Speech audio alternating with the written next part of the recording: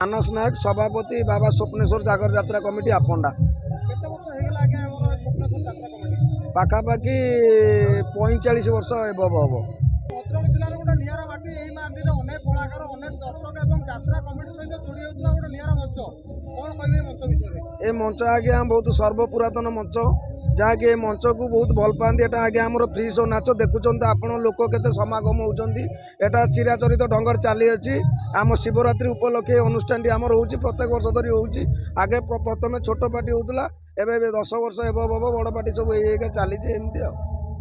ଦୂର ଦୂରାନ୍ତରୁ ଯେଉଁ ଦର୍ଶକମାନେ ଛୁଟି ଆସୁଛନ୍ତି ଆମର ଶିବରାତ୍ରି ଉପଲକ୍ଷେ, କ'ଣ ସେମାନଙ୍କୁ ମେସେଜ ଦେବେ? ସମସ୍ତଙ୍କୁ ମେସେଜ ଦେବେ ଏହା, ଏ ଅନୁଷ୍ଠାନରେ ପୁରା ଶାନ୍ତି ଅଛି। କାରଣ ଟୋଟାଲ ଗାଁ ସପୋର୍ଟ କରୁଛି ଆମକୁ, ଆଖପାଖ ଅଞ୍ଚଳ ବି ଆମକୁ ସହଯୋଗ କରନ୍ତି। ଆମର ଯେ ବରିଷ୍ଠ କର୍ମକର୍ତ୍ତା ଅଛନ୍ତି ସେମାନଙ୍କର ସହଯୋଗ ଅତୁଳନୀୟ, ଯିଏକି ଜିତୁ ଦାସ, ଅମୂଲ୍ୟ ରାଉତ, ଅରବିନ୍ଦ ଦାସ ଯିଏକି ସିନିୟର ଆଡଭୋକେଟ, ସନ୍ତୋଷ ନାୟକ, ତାପସ ଦାସ, ବିବେକାନନ୍ଦ ବିଶ୍ୱାଳ, ରାଜେଶ ଜେନା, ଏମିତି ବହୁତ ଅନେକ ଯୁବସାଥୀ ଅଛନ୍ତି ଏବଂ ବରିଷ୍ଠ କର୍ମକର୍ତ୍ତା ମଧ୍ୟ ଅଛନ୍ତି। ଯାହାଙ୍କର ଯେଉଁ ସହଯୋଗ ରହୁଛି ତାକୁ ସମ୍ମାନ କରୁଛୁ ଆମେ। ବହୁତ ଶୃଙ୍ଖଳାରେ କମିଟି ଚାଲିଛି। ଠାକୁରଙ୍କ କତିରେ, ବାବା ସ୍ୱପ୍ନେଶ୍ୱରଙ୍କ କତିରେ ଏତିକି ପ୍ରାର୍ଥନା, ଏମିତି ଶାନ୍ତି ଶୃଙ୍ଖଳାରେ ଚାଲୁ। ନିହାତି ଆଗାମୀ ବର୍ଷ ପାଇଁ ଆମେ ନିହାତି ସୋମବାର ଦିନ କଲ୍ ଦେବା ପାଇଁ ଚାହୁଁଛୁ ଯାତ୍ରା ସମ୍ରାଟ ତୁଳସୀ ଗଣନାଟ୍ୟକୁ।